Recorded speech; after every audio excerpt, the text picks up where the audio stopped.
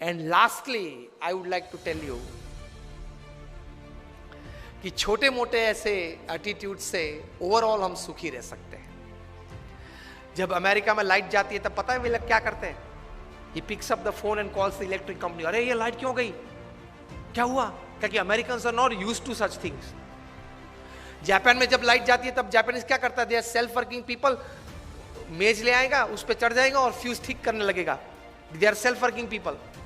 और पता है इंडिया में जब लाइट जाती है तब क्या होता है? दरवाजा खुलता है, सब अंधेरा है, होता है।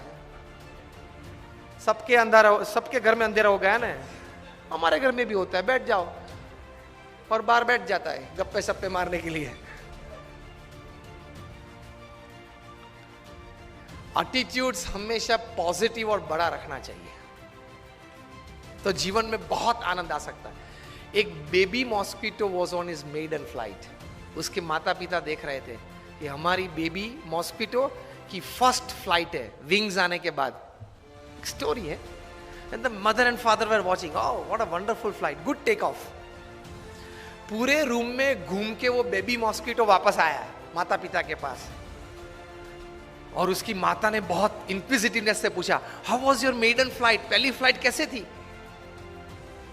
तब बेबी मॉस्किटो ने बताया, mom it was great. Mom ने पूछा कैसे? Mom mom everybody were clapping for मी।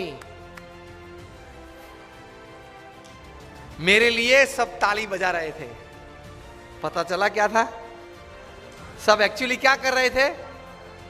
उसको मारने का प्रयत्न कर रहे थे। और उसने क्या एटीट्यूड रखा? मेरे लिए तालियां बजा रहे थे। जब मारने के लिए भी प्रयत्न हो तब भी मेरे लिए तालियां है। This is the greatest attitude in life. And they remain happy.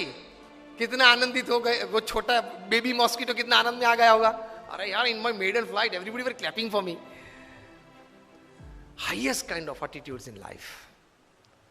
Situation के मुताबिक एडजस्ट हो जाओ, दिस इज एटीट्यूड। पानी की तरह सीखना। पानी ग्लास में भर देते तो शेप क्या ले लेता है? ग्लास का। बकेट में भर दो तो शेप क्या ले लेता है? बकेट का। सिचुएशंस के मुताबिक सेट हो जाओ। Adjustment is life, compromise is life. Adjustment and compromise is the attitude of life. सब मेरे हिसाब से ही चलना चाहिए। मुझे आपको प्रश्न पूछना है कि आपके घर में सब आपके हिसाब से चलता है?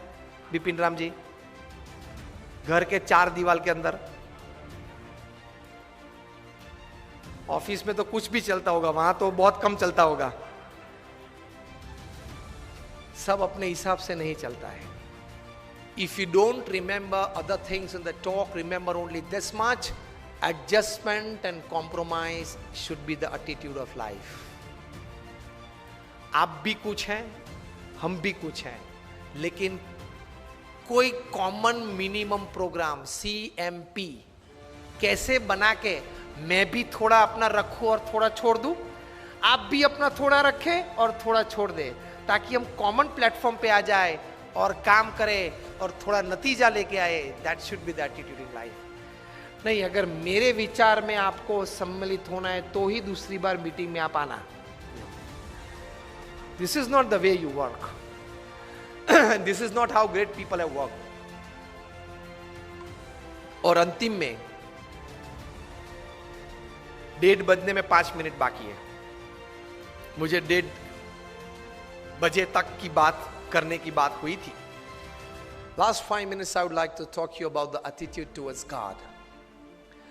कई लोग आस्तिक है, कई लोग नास्तिक है, अपने अपने हिसाब से सब विचार करते हैं, सोचते हैं, चलते हैं जीवन में।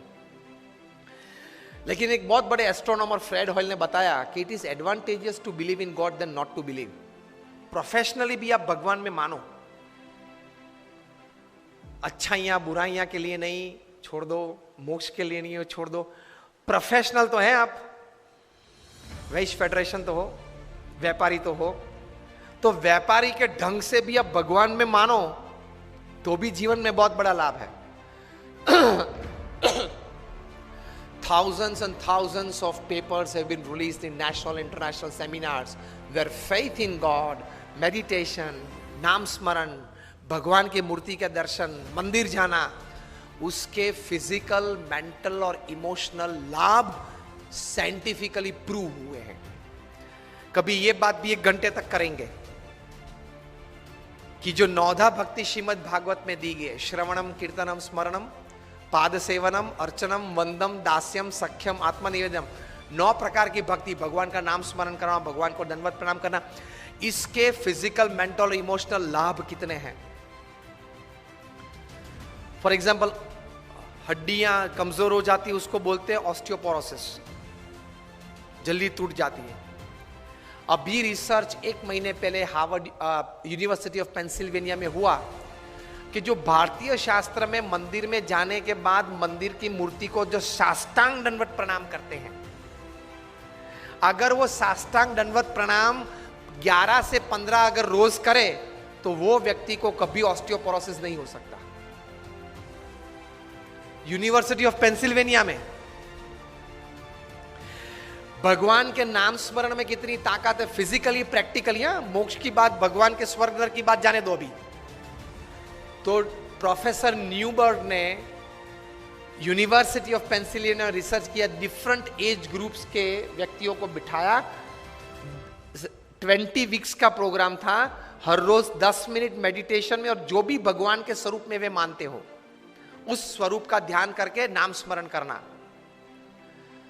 एंड रिजल्ट में MRI टेस्टिंग हुआ, माइंड मैपिंग हुआ, उसमें से प्रैक्टिकल साइंटिफिक रिजल्ट्स ये मिले कि जो छोटे बच्चे थे वो रेगुलर 10 मिनट रोज मेडिटेशन और भगवान का नाम स्मरण करते थे, उनकी मेमोरी पावर 15 to 25% बढ़ गई। जो किशोर अवस्था में थे, युवा अवस्था में थे, उनकी मेमोरी भी बढ़ गई और सेल्फ कॉन्फिडेंस भी बढ़ गया। जो मिडिल एज में थे, 35, 40, 45, 50 में, उनको जीवन में कॉन्फिडेंस बढ़ गया, और जो ओल्ड एज में थे उनको इमोशनल सपोर्ट बढ़ गया, इमोशनल स्ट्रेंथ बढ़ गई ये नाम स्मरण से। Practically advantage. तो जो बातें हमारे शास्त्र में महान ऋषि मुनियों ने लिखी है वो बात सही है। It is 100% right, absolutely right. तो एटीट्यूड हमारे शास्त्रों, संत और भगवान के प्रति ये आस्तिक भाव का रखना, उसमें कुछ लेना देना तो है नहीं, उसमें कुछ लेना देना तो है नहीं। ये एटीट्यूड रखो कि भगवान है, भगवान ये सर्वे जगत के कर्ता हर्ता है, और जो भी कुछ करते हैं वो हमारे मनुष्य के अच्छे के लिए करते हैं। इतना पॉजिटिव एटीट्यूड भगवान के बारे में रखो तो बहुत शांति रहेगी, बहुत स्थिरता रहेगी।